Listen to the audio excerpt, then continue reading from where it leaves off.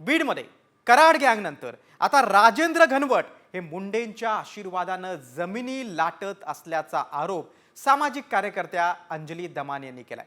मात्र हे प्रकरण नेमकं काय आहे, राजेंद्र घनवट कोण आहेत, पाहूयात या स्पेशल रिपोर्टमधून। मुंडेंच्या आशीर्वादानं बीडमध्ये भूमाफिया।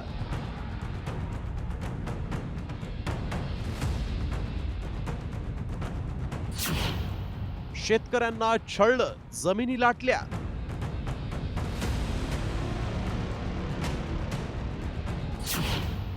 महिलांची तक्रार, दमानिया नवी फाईल उघडणार।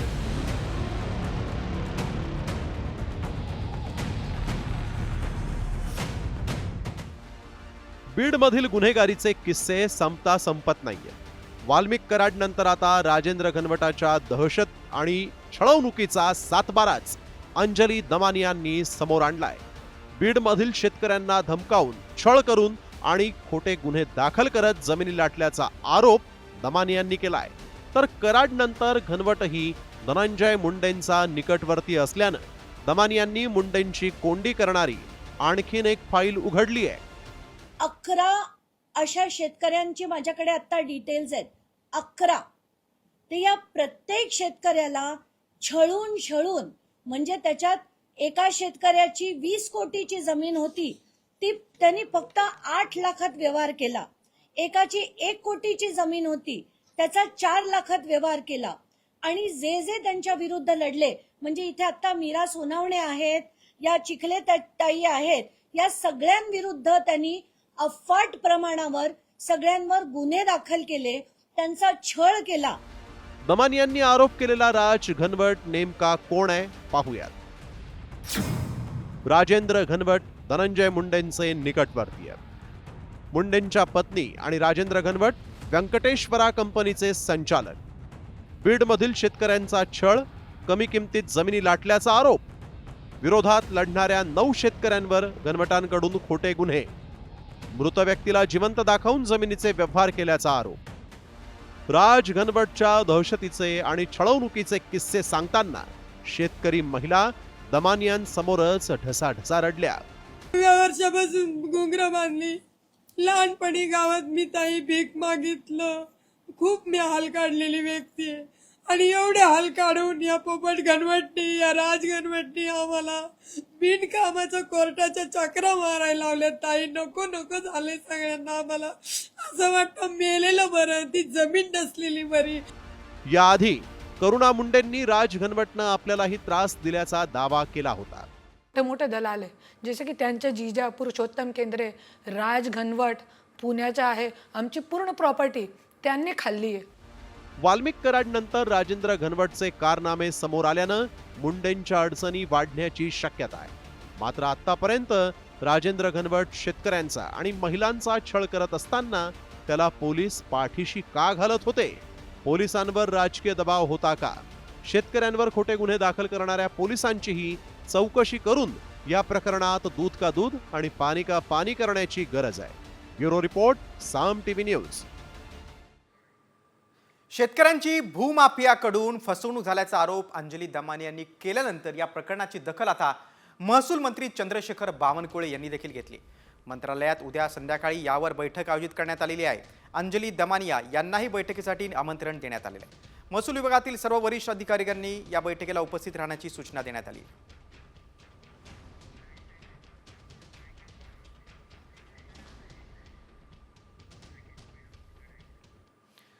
दमाने यांनी आणखीन एक गौप्यस्फोट केलाय। धनंजय मुंडेंकडूनच पंकजा मुंडेंच्या मंत्रिपदाला सुरुंग लावण्याची रणनीती आखल्याचा गौप्यस्फोट दमाने यांनी केलाय।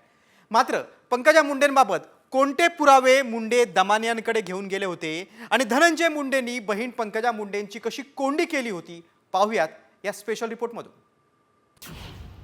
धनुभाऊंमुळे ताईच्या मंत्रिपदाला सुरुंग,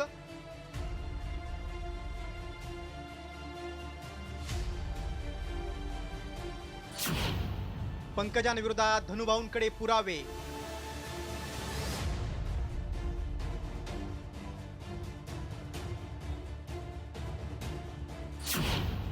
दमानियांच्या दाव्यानं राज्यात खळबळ,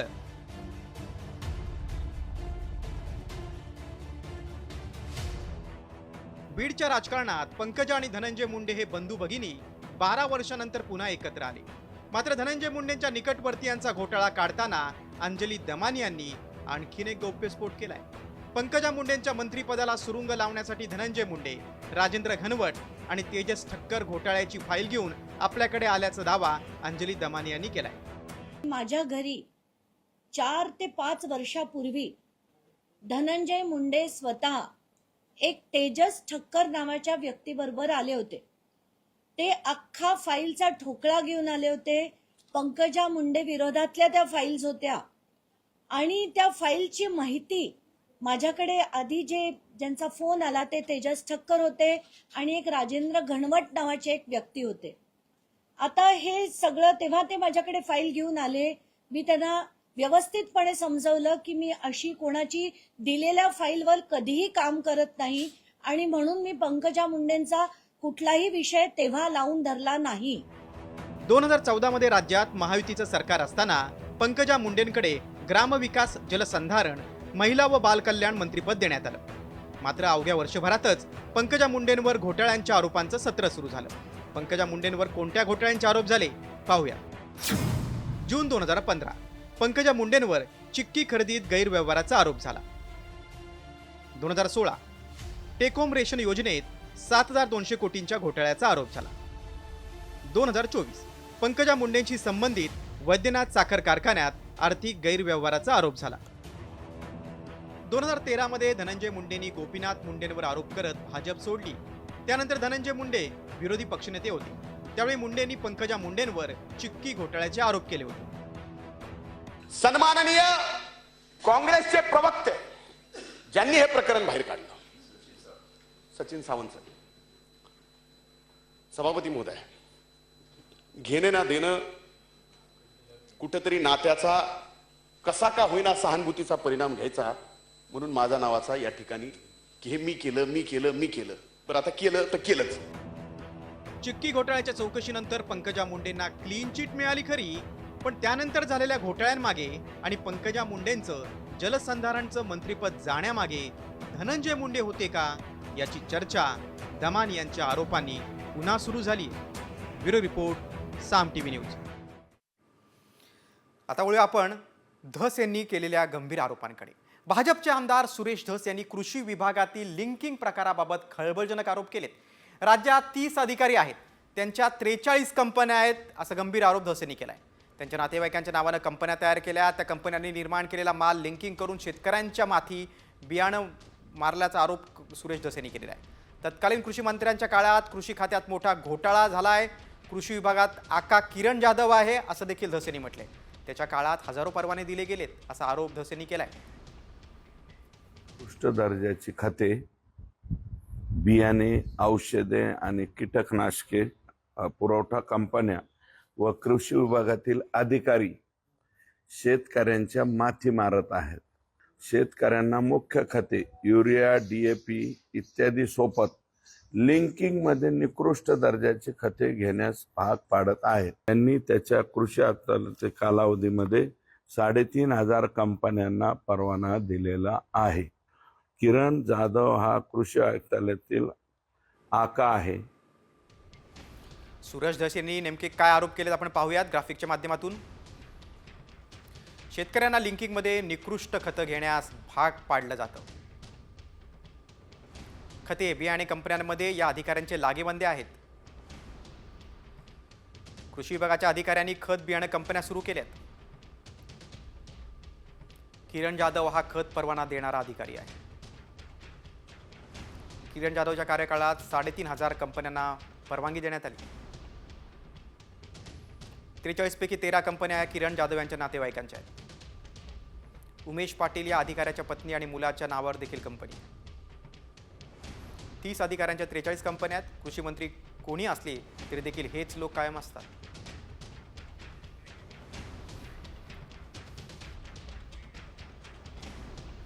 आता धस यांच्या या गंभीर आरोपांची चौकशी होणार का हे बघणं खूप महत्त्वाचं आहे. पुढच्या बातमीकडे. बीड जिल्ह्यात बिहारला लाजवेल अशा घटना घडत आहेत. त्यातच आता भाजपचे आमदार सुरेश धसांनी आपल्या हत्येचा कट रचल्याचा गौप्यस्फोट केलाय. त्याचे तीव्र पडसाद उमटलेत. त्यावरचाच हा स्पेशल रिपोर्ट. बिश्नोईचा धसका, धसांच्या जीवाला धोका. खोक्या आडून रचला हत्येचा कट. सुरेश धसांचा मोठा गौप्यस्फोट. सुरेश धस, मुक्काम पोस्ट जामगाव, तालुका आष्टी, जिल्हा बीड. लॉरेन्स बिश्नोई, मुक्काम पोस्ट गुजरातमधील साबरमती जेल. सुरेश धस आणि लॉरेन्स बिश्नोई 697 किलोमीटरचं अंतर. मात्र सुरेश धसांनी लॉरेन्स बिश्नोई गँगचा धसका घेतल्याचं समोर आलंय. त्याला कारण ठरलाय धसांचा कार्यकर्ता खोक्या भोसले.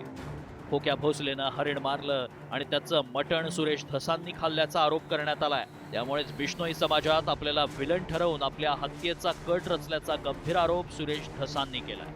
तिकीट फाडून बिश्नोई समाजाचे लोक आणायचे. बिश्नोई समाजाचे लोक म्हणजे काय करायचं, बिश्नोई समाजामध्ये मला विलन करायचं.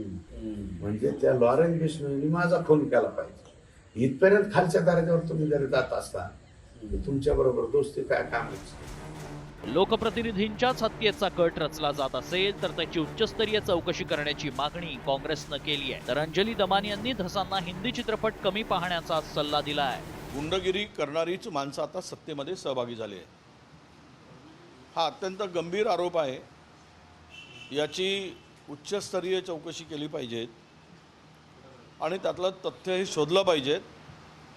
कोणत्याही लोकप्रतिनिधीवर एकमेकावर आरोप होत असताना खुनापर्यंत, हत्या करण्यापर्यंत जर षडयंत्र रचलं जात असेल असा सुरेश धसांचा आरोप असेल तर मला वाटतं सरकारने गंभीर दखल घ्यावी आणि पूर्ण चौकशी करून आरोपी असेल त्याच्यावर कारवाई करावी. मला हे सगळं अतिशय हास्यास्पद वाटतंय. मला असं वाटतंय की धनंजय मुंडे यांना ते दोनदा गपचूपपणे जे भेटले त्याच्यात त्यांची जी भूमिका होती 2 महिने संतोष देशमुखांना न्याय मिळवून देण्याची, त्या इमेजला कुठेतरी तडा गेला.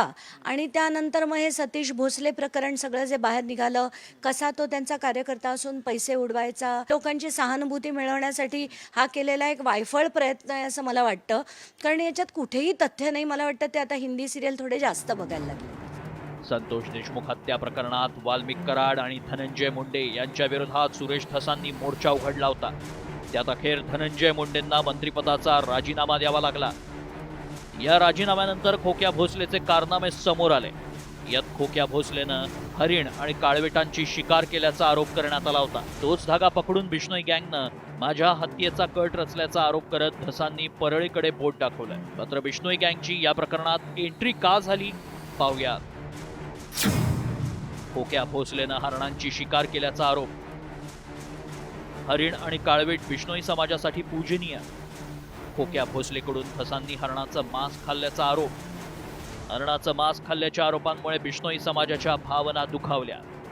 सुरेश धसांनी हे प्रकरण मुख्यमंत्री फडणवीसांपर्यंत पोहोचवणार असल्याचं म्हटलंय. त्यामुळे बीडमधील अंडरवर्ल्ड सर्वसामान्यांच्या हत्येचा कट रचण्यापुरतं मर्यादित न राहता थेट लोकप्रतिनिधींच्या हत्येचा कट रचण्यापर्यंत गेलंय का याची चर्चा रंगली आहे. त्यामुळे धसांच्या आरोपांची सखोल चौकशी होणार का याकडेच लक्ष लागलंय. माधव सावरगावेसह ब्युरो रिपोर्ट, साम टीव्ही, बीड. तर मनोज जरांगेंनी काय मागणी केली आपण पाहूया. सरपंच देशमुख हत्या प्रकरणाचा जो खटला आहे तो फास्ट ट्रॅक कोर्टात चालून आरोपींना फाशी द्या अशी मागणी मराठा आंदोलक मनोज जरांगे पाटलांनी केली. आरोपी गँगवार करून एकमेकांना संपवतील असा दावा जरांगे पाटलांनी केलाय.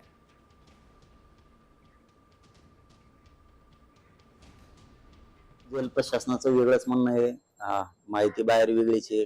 झालं तर 100%च असणार आहे, कारण हे गँगवार करून एकमेकाला संपवतील. माझंच मुख्यमंत्र्याला आव्हान आहे की हे एकमेकाला संपवतील, आतले संतोष भाईच्या खून प्रकरणातले आरोपी. कारण यांना याच्यातून आता हे गुंतलेत आणि बरेच जण गुंतणार सुद्धा आहेत आणखी. त्यामुळे यांना ना ते पळवाट शोधायला बघतायत. त्याच्यात ही फास्ट ट्रॅकवर तातडीनं चालवा हा खटला आणि यांना लवकर फाशी द्या, म्हणजे एकमेकाला आत संपवणार नाहीये. पुढची बातमी बीडमधूनच आहे. सरपंच संतोष देशमुखांच्या हत्येनंतर बलात्काराच्या प्रकरणात अडकवण्याचा प्लॅन आखल्याचा प्रकार समोर आलाय. मात्र हा प्लॅन कुणी आखला होता पाहूयात या स्पेशल रिपोर्टमधून. हत्येनंतरही सरपंचासाठी डर्टी प्लॅन. सरपंचांसाठी रचला बलात्काराचा कट. हत्येनंतरचा घटनाक्रम सामच्या हाती. सरपंच संतोष देशमुखांची निर्घृण हत्या केल्यानंतर कराड गँगनं देशमुखांच्या बदनामीचा डर्टी प्लॅन आखला होता. देशमुखांच्या हत्येनंतर त्यांना खोट्या बलात्काराच्या गुन्ह्यात अडकवण्याचा प्लॅन विष्णू चाटे आणि सुदर्शन घुलेनं आखल्याची माहिती गोपनीय साक्षीदारांना दिली. मात्र सुदर्शन घुले आणि विष्णू चाटेनं हा प्लॅन कसा आखला होता पाहूया. 8 डिसेंबर बीडच्या नांदूर फाट्यावरील हॉटेलमध्ये विष्णू चाटेच्या वाढदिवशी पार्टी झाली. जेवताना विष्णू चाटेचे 6 डिसेंबरच्या वादावरून सुदर्शन घुलेला टोमणे. आम्ही कमवायचं, तुम्ही गमवायचं, विष्णू चाटेनं घुलेला डिवचलं. आपलं जीवन कुत्र्यासारखं झाल्याचं विष्णू चाटे सुदर्शन घुलेला म्हणाला. तू तुझी इज्जत घालवली आणि आमचीही घालवल्याचं चाटेचं विधान. सरपंचाला उचलून 376चा गुन्हा नोंदवतो असं सुदर्शन घुले विष्णू चाटेला म्हणाला. त्यावर तुला काय करायचं ते कर, नाहीतर केजला जा, असंही चाटे घुलेला म्हणाला. याआधीच विधानसभेत बोलताना सुरेश धसांनी कराड गँगच्या डर्टी प्लॅनचा उल्लेख केलाय. फार डेंजर प्लॅन होता अध्यक्ष महोदय. कळमला एक महिला तयार केली, हा तिथपर्यंत न्यायचा, त्या महिलेची छेड काढली किंवा आणखी काहीतरी केलं म्हणून दाखवायचं, पुन्हा बदडून मारून ह्याला मारून टाकायचा, इथपर्यंतची मानसिकता गेलेली आहे. एवढंच नाही तर हत्येनंतर पोलिसांनीच देशमुखांचा मृतदेह केजऐवजी कळमकडे घेऊन जाण्याचा प्रयत्न केल्याचे आरोप ग्रामस्थांनी केले होते. ग्रामस्थांच्या सतर्कतेनं कराड गँगचा डर्टी प्लॅन फसला. मात्र देशमुखांच्या हत्येनंतर त्यांना बलात्काराच्या गुन्ह्यात अडकवण्याच्या प्लॅनमध्ये पोलिसांचाही सहभाग असेल तर पोलिसांना सह आरोपी केलं जाणार का, असा सवाल या निमित्तानं उपस्थित झालाय. ब्युरो रिपोर्ट, साम टीव्ही. आता वेळा संजय राऊतांच्या वक्तव्याकडे. देशात 2029ला कोण पंतप्रधान होईल हे देवेंद्र फडणवीस ठरवणार नाहीत, अशा शब्दात खासदार संजय राऊतांनी मुख्यमंत्री फडणवीसांवर पलटवार केलाय. वडील जिवंत असताना मुलांनी विचार करू नये असं काल फडणवीस म्हणाले होते. ते राष्ट्रीय स्वयंसेवक संघ ठरवेल असं दिसतंय या क्षणी. म्हणूनच मोदींना काल बोलवून त्यांच्याशी चर्चा करण्यात आली. आणि संघाची चर्चा ही बंद दाराआड असते, आणि ती बंद दाराआडची चर्चा शक्यतो बाहेर येत नाही. तरीही काही संकेत जे असतात ते संकेत स्पष्ट आहेत. संघ ठरवेल पुढला नेता आणि तो बहुतेक महाराष्ट्रातला असेल. मोदीजी काम करणार आहेत. आमचा सगळ्यांचा आग्रह आहे, आम्ही 2029चे पंतप्रधान म्हणून मोदीजींकडेच बघतो आहे, पूर्ण देश बघतो आहे. भारतीय संस्कृतीमध्ये वडील जिवंत असताना मुलांचा विचार होत नाही, करायचाही नसतो. ही सगळी मुघली संस्कृती आहे की वडील जिवंत असताना मुलं अशा प्रकारचा विचार करतात. त्यामुळे आता कोणाचाही कुठेही उत्तराधिकारी निवडण्याचा वेळही आलेली नाही, तसा प्रश्नही नाही. आणि जोपर्यंत माझा विषय आहे, माझा त्याच्याशी संबंधही नाही. 17 सप्टेंबरला नरेंद्र मोदी 75 वर्ष पूर्ण करतायत आणि त्यांनीच केलेल्या नियमानुसार त्यांना निवृत्त व्हावं लागतंय. हे देवेंद्र फडणवीस ठरवणार नाहीये. त्यांनी किती बोलू द्या. बाप जिवंत असताना काय वारसदार ठरवला जात नाही, मोगली संस्कृती आहे. कोण बाप, कोणाचा बाप, कोणाचा बाप? देशाला बाप नाही आहे. लालकृष्ण अडवाणी जिवंत असताना सुद्धा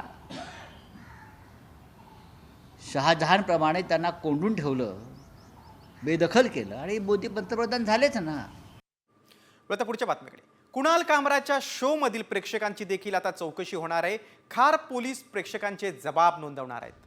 कुणाल कामराच्या विवादित व्हिडिओमध्ये दिसणाऱ्या प्रेक्षकांची ओळख पटवून त्यांना आता समन्स बजावलं जाणार आहे. कुणाल कामरावर आतापर्यंत 4 गुन्हे नोंदवण्यात आलेत. 2 वेळा समन्स बजावून देखील कुणाल कामरा अद्यापर्यंत पोलिसांसमोर आला नाही. 7 एप्रिलपर्यंत कुणाल कामराला अटकेपासून संरक्षण देण्यात आले. दरम्यान यावरून आमदार आदित्य ठाकरेंनी सरकारवर टीका केली. हे आता एवढा मोठा जोक व्हायला निघालेला आहे. एकतर त्यांना कळलं कसं स्वतःला की मीच गद्दार आहे हे त्यांनी खेचून कसं घेतलं. मला वाटतं तसे त्यांचे खासदार आहेत ना, ज्यांनी त्यांना साप म्हटलेलं आहे, त्यांना पण नोटीस गेली पाहिजे. आणि दुसरी गोष्ट म्हणजे तिकडे जे पाहायला आलेली ती कॉमेडी, त्यांना पण नोटिसेस दिलेल्या आहेत. म्हणजे एका बाजूला रेप मर्डर वगैरे सगळं म्हणजे सर्रास होत आहे, दंगली घडवल्या जात आहेत, पण जे कॉमेडी बघायला जातात त्यांना नोटिसेस मारल्या जातात. कुणाल कामरा अडचणीत असल्यानं चाहत्यांनी त्याला भरभरून मदत केलेली आहे. कामराच्या यूट्यूबवरील अधिकृत पेजवर पैशांचा पाऊस पडतोय. आतापर्यंत जवळपास 5 कोटींची मदत केल्याची माहिती मिळते. उपमुख्यमंत्री शिंदेंवर विडंबन गीत गायल्यानं कामरा वादात सापडलाय. पोलिसांनी कामराला नोटीस पाठवली आहे, त्यामुळे कामरा अडचणीत आहे. कायदेशीर लढाई लढण्यासाठी चाहत्यांनीच आता पुढे येत पैशांची मदत केलेली आहे. कोणी 1,000 रुपयांची तर कोणी 2,000 रुपयांची अशी मदत केलेली आहे. आतापर्यंत 5 कोटींपेक्षा अधिक मदत कामराला मिळालेली आहे. आता पुढच्या बातमीकडे. मुंबईत पुन्हा मराठीवरच्या अपमानाचा धक्कादायक प्रकार समोर आलेला आहे. मराठीचा अपमान कुणी केलाय आणि हे कुठे घडलंय? मनसेनं मराठीबाबत कोणती भूमिका घेतली आहे पाहूयात या स्पेशल रिपोर्टमधून. ऐकलत पुन्हा एकदा ऐका. आता तुम्ही नीट ऐकलं असेल. आता जर हे ऐकून तुम्हाला असं वाटत असेल की ही घटना महाराष्ट्राच्या बाहेरची आहे, तर तो तुमचा गैरसमज आहे. मस्तवालपणे मराठी गयात तेल लगाने असं मगरुरीत म्हणणारा हा महाराष्ट्रातल्या मुंबईत बसून आपल्या मराठीचा अपमान करतोय. मराठी जरुरी नाही बोलायला, मराठी जरुरी नाही बोलायला. मुंबईतील पवईमधील LNT या कंपनीमध्ये हा सुरक्षा रक्षक मराठीला नाकारतच नाहीये, तर धुडकावतोय. आमच्या महाराष्ट्रामध्ये मुंबईमध्ये आम्हाला सांगता, इकडच्या आस्थापनांमध्ये आम्ही मराठी बोलना नाही आता तो क्या हुआ, कानफट इथंच बसणार. राज ठाकरेंनी ही घोषणा केल्याच्या अवघ्या 24 तासात मराठी गया तेल लगाने म्हणणारा हा व्हिडिओ समोर आला आणि महाराष्ट्र नवनिर्माण सेनेच्या कार्यकर्त्यांनी राज ठाकरेंच्या आदेशाचं तंतोतंत पालनही केलं.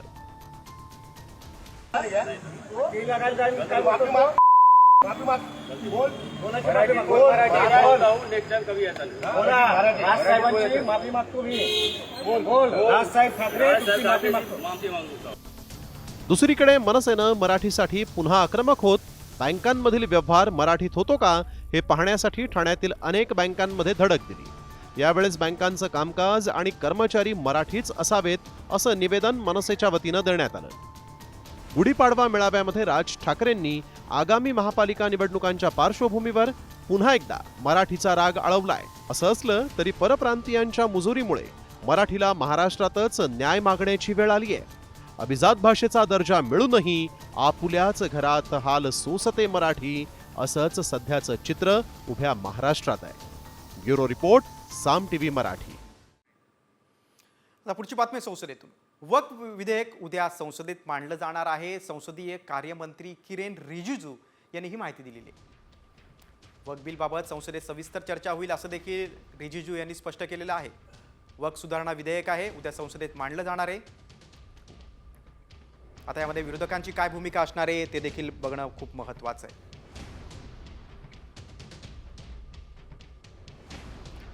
दरम्यान वक्फ सुधारणा विधेयकावरून मुख्यमंत्री देवेंद्र फडणवीसांनी उद्धव ठाकरेंना आव्हान दिलंय. उद्या संसदेत विधेयक आणलं जाणार आहे. बघूया ठाकरे सेना बाळासाहेबांचे विचार राखणार का, असा सवाल आता फडणवीसांनी विचारलाय. बघा काय ट्विट केले बघा. वक्फ सुधारणा विधेयक उद्या संसदेत, बघूया उद्धव बाळासाहेब ठाकरे सेना हिंदू हृदय सम्राट शिवसेना प्रमुख बाळासाहेबांचा विचार राखणार की राहुल गांधींच्या पावलावर पाऊल ठेवून तुष्टीकरण करत राहणार, असा सवाल मुख्यमंत्र्यांनी विचारला. पुढच्या बातमीकडे. बातमी आता पावसासंदर्भात. सातारा जिल्ह्यातून बातमी आहे. कराडमध्ये जोरदार गारांचा पाऊस झालेला आहे. अवकाळी पावसासह गारांनी कराड तालुक्याला झोडपून काढलेला आपण बघू शकतो. गारांचा पाऊस, वादळी वाऱ्यामुळे झाडं देखील पडल्यानं काही ठिकाणी वाहतूक विस्कळीत झालेली आहे, ठप्प झालेली आहे. अनेक ठिकाणचा वीज पुरवठा देखील खंडित झालेला आहे. कराडमधलं हे चित्र आहे. सातारा जिल्ह्यात अनेक ठिकाणी पाऊस पडलेला आहे. गारांचा पाऊस कराडमध्ये आहे. मात्र या पावसामुळे अनेक ठिकाणी वीज पुरवठा खंडित झालेला आहे. अनेक गावं अंधारात आहेत.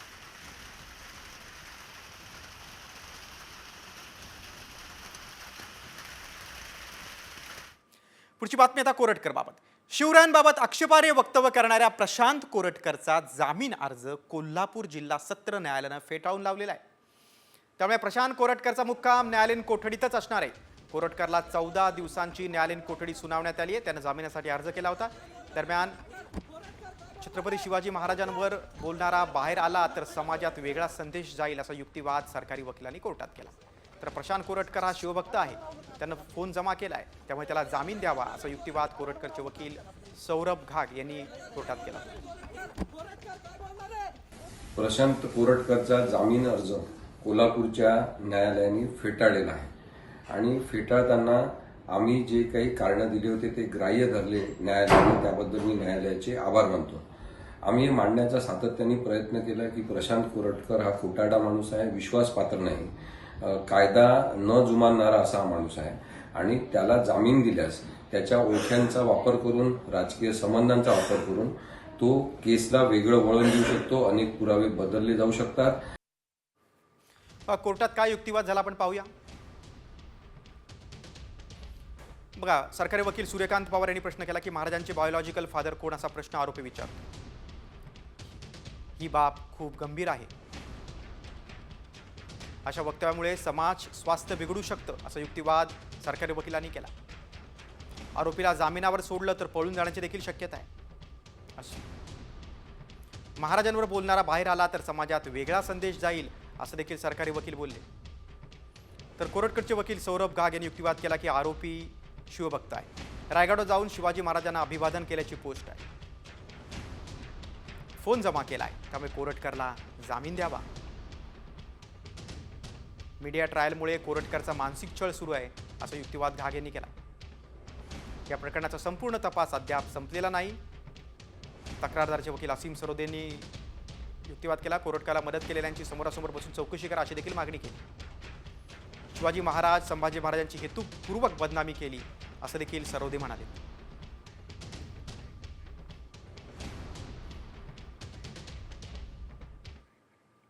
आता पुढच्या बातमीकडे.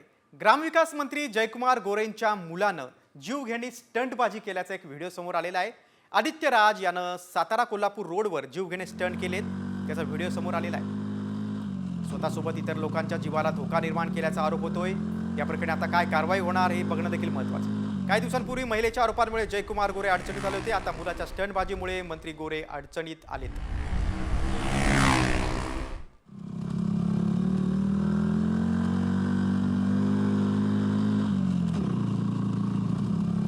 तर या स्टंटच्या व्हिडिओवरून संजय राऊतांनी गृहमंत्र्यांवर जोरदार टीका केली. बघूया आपण काय म्हणालेत राऊत. माननीय देवेंद्र फडणवीस राज्याचे गृहमंत्री आहेत. त्यांनी स्वतःला विचारावं मी खरोखर गृहमंत्री आहे की नाही. त्यांनी स्वतःला प्रश्न करावा रोज वृत्तपत्र बघून, या बातम्या पाहून. कायद्याची ज्या प्रकारे चिरफाड बरं का उद्ध्वस्त केला जातोय रोज, आणि भारतीय जनता पक्षाचे लोक, त्यांनी स्वतःला प्रश्न विचारावा की माझ्या पक्षाचे लोक मला गृहमंत्री मानतात की नाहीत. राज्यात कायदा सुव्यवस्था, लॉ अँड ऑर्डर वगैरे वगैरे वगैरे आहे की नाही हे त्यांनी स्वतःला विचारावं आणि मग दुसऱ्यांना ज्ञान द्यावं. आता एक सकारात्मक बातमी. राज्य सरकारच्या वतीने लागू करण्यात आलेली मुख्यमंत्री लाडकी बहीण योजना ही गेम चेंजर ठरली. यासह सरकारच्या वतीनं स्त्री जन्माचं स्वागत करण्यासाठी माझी कन्या भाग्यश्री योजना, लेक लाडकी योजना देखील राबवण्यात येते. आता यासह भाग्यलक्ष्मी योजना देखील राबवण्यात येणार आहे. कोण आणि कशी राबवली जाणारी ही योजना पाहूयात या स्पेशल रिपोर्टमधून.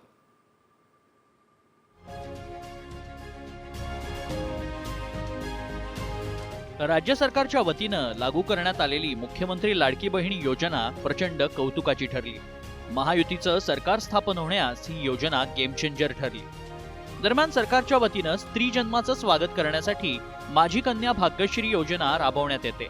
योजनेत पहिल्या मुलीवरच समाधान मानणाऱ्या पालकांना 50,000 रुपयांचं अनुदान शासनातर्फे देण्यात येतं.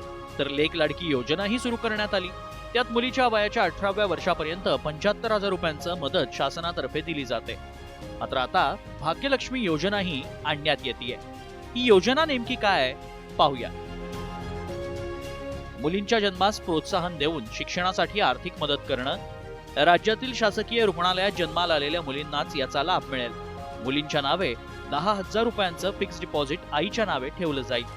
ते शासन मान्यतेनंतर जे निकष जाहीर होतील, ज्याप्रमाणे अर्ज येतील त्याप्रमाणे निश्चितपणे या मुलींच्या खात्यामध्ये श्री सिद्धिविनायक गणपती मंदिर न्यासातर्फे 10,000 रुपयाची अनामत रक्कम ठेवली जाईल, फिक्स डिपॉझिट केली जाईल. मला वाटतं की सर्व स्तरातून या योजनेचं निश्चितपणे स्वागत होईल. दरम्यान ही योजना सिद्धिविनायक मंदिर ट्रस्टकडून सामाजिक उपक्रमांतर्गत राबवण्यात येते. श्री सिद्धिविनायक गणपती मंदिर न्यासाच्या विश्वस्त समितीची बैठक नुकतीच पार पडली. या वर्षात न्यासाचं उत्पन्न 133 कोटींच्या घरात गेलंय. याच अर्थसंकल्पात महाराष्ट्रात शासकीय रुग्णालयात जागतिक महिला दिनी 8 मार्च रोजी जन्म झालेल्या नवजात बालिकांच्या सर्वांगीण उन्नतीसाठी श्री सिद्धिविनायक भाग्यलक्ष्मी योजना राबवण्याचा प्रस्ताव शासन मान्यतेसाठी सादर करण्यात आलाय.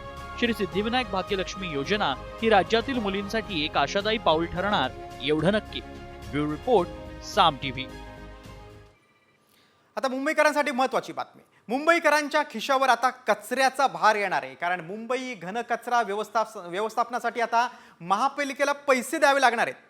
जागेच्या क्षेत्रफळानुसार दर निश्चित करण्यात आलेला आहे. दरमहा 100 ते 7,500 हजारांपर्यंत रक्कम आता वसूल केली जाईल.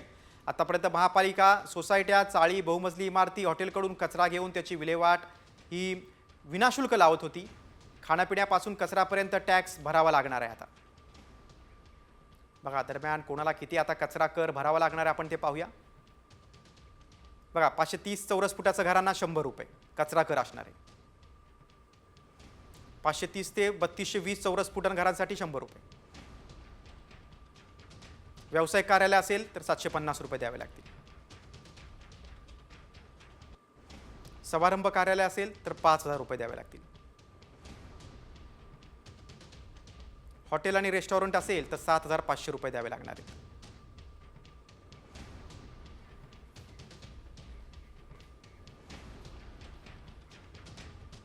दरम्यान मुंबई महानगरपालिकेनं मुंबईकरांना लावलेल्या घनकचरा कराला ठाकरे गटानं आता कडाडून विरोध केलेला आहे. एकनाथ शिंदे सरकारनं मुंबईला लुटलेलं आहे अशी टीका ठाकरे गटाने केली. अदानींना मदत करण्यासाठी कर लादला जातोय असा गंभीर आरोप आमदार आदित्य ठाकरेंनी केलाय. सरकारने त्यांच्या राजवटीने मुंबईची जी लूट केलेली आहे, सगळे लाडके कॉन्ट्रॅक्टर्स यांना पैसे मिळालेले आहेत आणि मुंबईकरांचे पैसे यांनी चोरून त्या कॉन्ट्रॅक्टर्सच्या खिशात टाकलेले आहेत. ह्या घनकचरा नियंत्रण शुल्काचा विरोध केलाच पाहिजे, ह्या कराचा विरोध केलाच पाहिजे, कारण हा अदानी कर आहे. अदानीची सेवा करण्यासाठी, भाजपाच्या मालकाची सेवा करण्यासाठी, यशस्वीच्या मालकाची सेवा करण्यासाठी हा कर आपल्यावर लादला जातोय. पुढची बातमी मुंबईनंतर जेजुरीतून. जेजुरीच्या खंडोबा मंदिरात उधळत असलेल्या भंडाऱ्यात भेसळ होत असल्याचा धक्कादायक आरोप करण्यात आलेला आहे. भंडाऱ्यातील भेसळ रोखण्याची माजी मुख्य विश्वस्तांची मागणी आहे. भेसळयुक्त भंडाऱ्यामुळे आरोग्यावर परिणाम होतोय असा आरोप आहे. माजी मुख्य विश्वस्त शिवराज झगडेंनी मंत्री नरहरी झिरवळांना निवेदन दिले. त्यानंतर कारवाईचे आदेश झिरवळांनी दिले. या हळदीच्या रंगामुळे, सोनपिवळ्या रंगामुळेच या जेजुरी नगरीला सोन्याची जेजुरी असं संबोधलं जातं.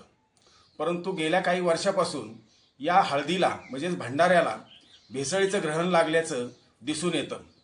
अनेक वर्षांपासून इथले ग्रामस्थ, खांदेकरी, मानकरी, पुजारी वर्ग वारंवार बैठकांमध्ये सरकारला, प्रशासनाला आवाहन करतायत की भेसळयुक्त भंडाऱ्यावर कारवाई करा. हेरिटेजकडे ज्या वेळेला दगड तपासायला नेला त्यावेळेला दगडाची झीज आहे ती ह्या हळदीपासून होते.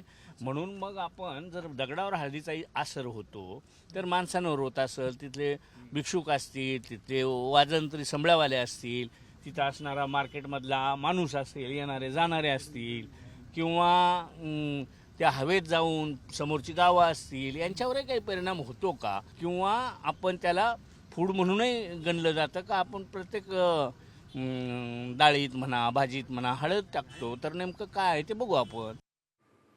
आता पुढच्या बातमीकडे. बातमी आता संघाच्या वर्तुळातून. अयोध्येत राम मंदिराची उभारणी करण्याचे ध्येय पूर्ण झाल्यानंतर राष्ट्रीय स्वयंसेवक संघाचे सरकार्यवाह दत्तात्रय होसबळेंनी पुढील योजना आता स्पष्ट केली. आता संघाची नजर मथुरा आणि काशीवर आहे. कार्यकर्त्यांची इच्छा असल्यास ते आंदोलन करू शकतात. त्या कार्यकर्त्यांना संघटना थांबवणार नाही असं होसबळे यांनी स्पष्ट केलंय. संघटनेच्या सदस्यांनी मथुरेत कृष्ण जन्मभूमी आणि काशी विश्वनाथ ज्ञानव्यापी वादाशी संबंधित प्रयत्नांमध्ये सहभाग घेतल्यास संघटनेला कोणताही आक्षेप नसेल असं होसबळे म्हणाले. दरम्यान सामाजिक कलह निर्माण होऊ नये याची देखील काळजी घ्यायला हवी असं देखील होसबळे यांनी स्पष्टीकरण दिलंय.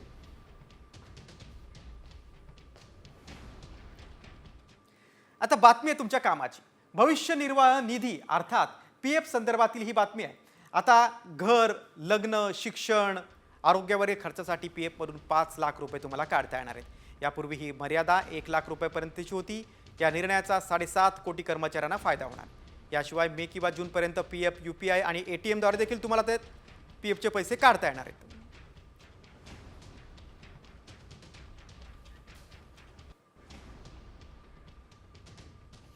आता पुढच्या बातमीकडे. भारताच्या हाती मोठा खजिना सापडलेला आहे. देशात मोठ्या प्रमाणावर सोन्याचे साठे सापडलेत. कोणतं राज्य आहे ते आणि किती सोन्याचा साठा सापडलाय यावरचा हा स्पेशल रिपोर्ट. भारताला जॅकपॉट. देशात सापडली सोन्याची खाण. अर्थव्यवस्थेत परिवर्तन घडणार. जहां डाल डाल पर सोने की चिड़िया करती है बसेरा, वो भारत देश है मेरा, वो भारत देश है मेरा. असं वर्णन भारताचं केलं जात होतं. एकेकाळी भारतात सोन्याचा धूर निघत होता असं म्हटलं जायचं. देशात सोन्याचा दर काही दिवसातच 1 लाखाचा ऐतिहासिक आकडा पार करण्याच्या उंबरठ्यावर आहे. अशा स्थितीतच एक आनंदाची बातमी समोर आली.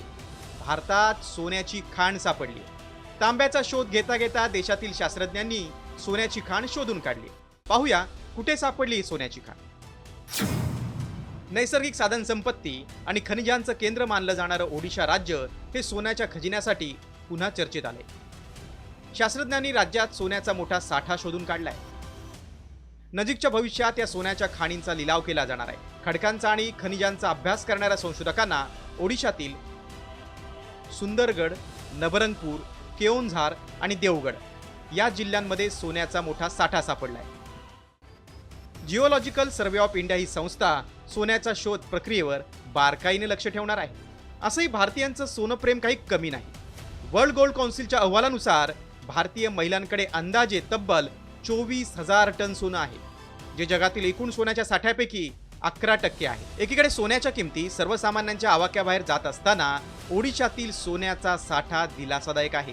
त्यामुळे ओडिशाच नाही तर देशाच्या अर्थव्यवस्थेला देखील चालना मिळण्याची अपेक्षा आहे. ब्युरो रिपोर्ट, साम टीव्ही. आता पुढच्या बातमीकडे.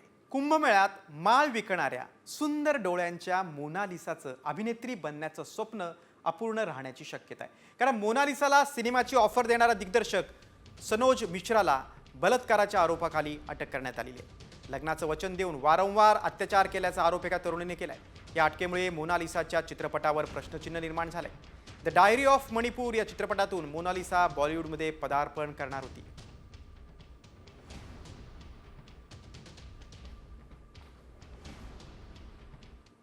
आता पोलिसांसाठी एक दिलासादायक बातमी आहे. पोलिसांसाठी पुन्हा 8 तासांची ड्युटी सुरू होण्याचे संकेत मिळत आहेत. तत्कालीन पोलीस आयुक्तांनी 8 तास कर्तव्य आणि 16 तास आराम हा उपक्रम आता बंद पडला आहे. मात्र तो पुन्हा सुरू करण्याची मागणी ह्युमन राईट प्रोटेक्शन सोसायटीनं केली. कर्तव्य समितीकडे पुढील कार्यवाहीसाठी हे पत्र पाठवण्यात आले. त्यामुळे आता पोलिसांना दिलासा मिळण्याची शक्यता आहे.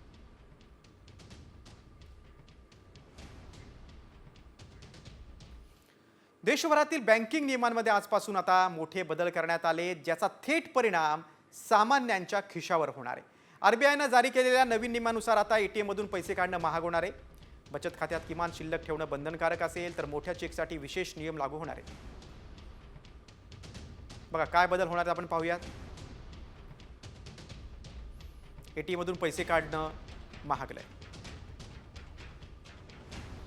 बचत खात्यात किमान शिल्लक रक्कम ठेवावी लागेल, नाही तर तुम्हाला दंड होईल. 50,000पेक्षा जास्त रकमेचा चेक देताना बँकेला आगाऊ माहिती द्यावी लागणार. FD आणि बचत खात्यावरील व्याजदर बदलले. क्रेडिट कार्डशी संबंधित देखील अनेक फायदे आता संपलेले.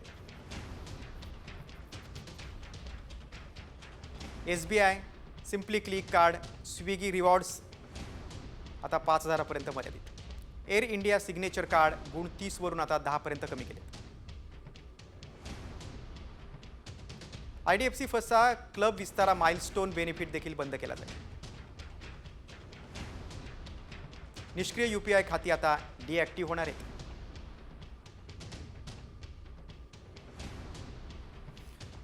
UPI खातं बऱ्याच काळापासून निष्क्रिय असेल तर ते डिॲक्टिव्ह होणार. आता वळू आपण फास्टॅगकडे. तुमच्याकडे फास्टॅग नाही, मग आजपासून तुम्हाला दुप्पट टोल भरावा लागेल. कारण आजपासून राज्यात MSRDCच्या टोल नाक्यांवर फास्टॅग अनिवार्य करण्यात आलेले आहे. एखाद्या वाहनधारकानं टोलची रक्कम रोख व अन्य पर्यायाद्वारे भरण्याचा प्रयत्न केल्यास त्याला दुप्पट पैसे मोजावे लागतील. त्यामुळे आतापर्यंत फास्टॅग वापरणारा टाळटाळ करणाऱ्या वाहनधारकांना आता फास्टॅग सेवेचा वापर करावा लागणार आहे.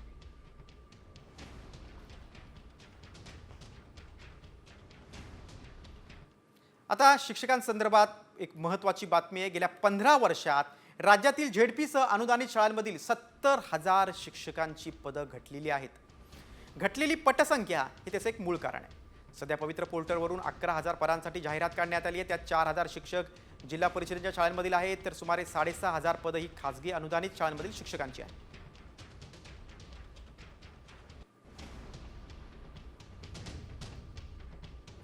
पुढची बातमी आता अवकाळी पावसाची. ऐन उन्हाळ्यात राज्यात अवकाळी पावसासह गारपिटीची शक्यता वर्तवण्यात आलेली आहे. रत्नागिरी, रायगड जिल्ह्यात अगदी ढगांच्या गडगडाटासह पावसाचा अंदाज आहे. जळगाव, नाशिक, अहिल्यानगर, पुणे, छत्रपती संभाजीनगर, जालना जिल्ह्यात पावसाचा अंदाज आहे.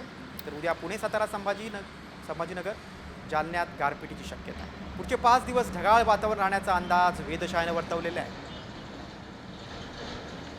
2 से 3 दिनों में विदर्भ के अधिकांश क्षेत्रों में बारिश का माहौल रहेगा. लाइट टू मॉडरेट रेनफॉल, हल्की से मध्यम बारिश की संभावना बनी हुई है और कहीं कहीं गरज चमक हो सकते हैं, बिजली चमक सकती है. कुछ स्थानों पे कल के लिए और परसों के लिए हमने हेल स्टॉर्म, गारपीट की भी संभावना जताई है, खासकर पश्चिम विदर्भ के लिए और पूर्वी विदर्भ में कुछ जिलों के लिए गारपीट की भी चेतावनी जारी की गई है.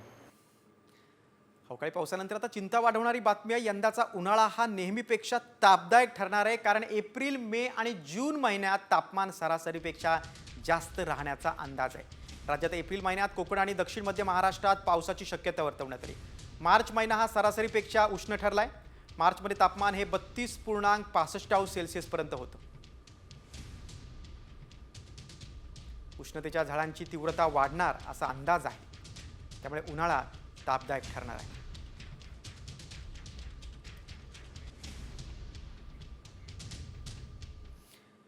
तापमानानंतर आता कांदा उत्पादक शेतकऱ्यांसाठी मोठी बातमी. आजपासून कांद्यावर 20% निर्यात शुल्क लागणार नाही. त्यामुळे आता कांदा निर्यात वाढण्याची शक्यता आहे.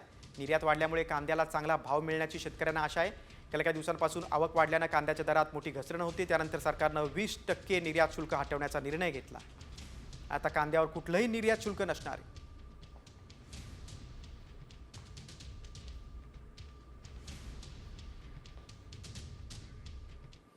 पुढची बातमी आता वाशिम जिल्ह्यातून. पीक कर्जाच्या पैशासाठी एका शेतकऱ्यानं आपली किडनी विकायला काढलेली आहे. वाशिमच्या सतीश इडोळे हा शेतकरी गळ्यात अवयव विक्रीचा बॅनर अडकवून मुख्य बाजारपेठेत उभा राहिला. मुख्यमंत्री देवेंद्र फडणवीसांनी निवडणुकीपूर्वी शेतकऱ्यांचा सातबारा कोरा करू अशी घोषणा केली होती. तर उपमुख्यमंत्री अजित पवार यांनी देखील कर्ज भरावं लागेल असं म्हटलंय. दुसरीकडे शेतमाल कवडीमोल दराने विकला जातोय, त्यामुळे शेतकरी हतबल झालेला आहे. आणि हीच व्यथा या शेतकऱ्याने भर बाजारपेठेत मांडली. सरकारने निवडणुकीपूर्वी आश्वासन दिलं होतं देवेंद्र फडणवीस साहेबांनी की तुमचा सातबारा कोरा करू. आणि आता 28 तारखेला उपमुख्यमंत्री देवेंद्र फडणवीस साहेब सांगतात की तुमचं 31 तारखेच्या आत तुम्ही पीक कर्ज भरून टाका. आम्ही कर्ज भरणार कुठून? शेतीच्या मालाला भाव नाही, कापसाला भाव नाही, सोयाबीनला भाव नाही. आम्ही कमी दरात सोयाबीन आम्ही विकलेली आहे. आता आमच्याकडे विकण्यासाठी काहीच नाही. त्यासाठी आम्ही आमच्या किडण्या, आमच्या अवयव, शरीराचे अवयव आम्ही घेऊन पाटणी चौकात ते विकण्यासाठी आलेलो. पुढच्या बातमीकडे. उद्योगपती अनंत अंबानींनी 250 कोंबड्यांना जीवदान दिलंय. अनंत अंबानी सध्या जामनगर ते द्वारका ही 140 किलोमीटरची पदयात्रा करतात. यावेळी त्यांना कोंबड्यांना कत्तलखान्यात घेऊन जाणारा ट्रक दिसला. त्यानंतर त्यांनी चालकाशी बोलून 250 कोंबड्या खरेदी केल्या. त्यावेळी अनंत अंबानी या कोंबड्या आपण पाळणार असल्याचं सांगितलंय. त्यावेळी अनंत अंबानींचं प्राणी पक्षी प्रेम पुन्हा एकदा दिसून आलं.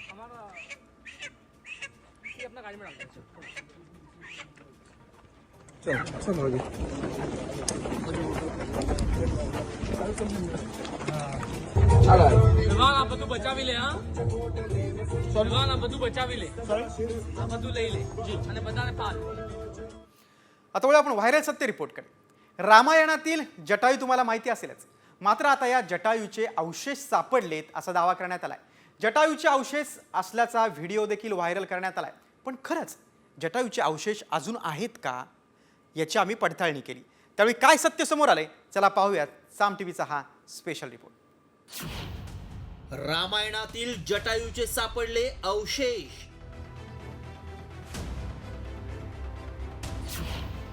पर्वतावर सापडलेले अवशेष खरंच जटायूचे?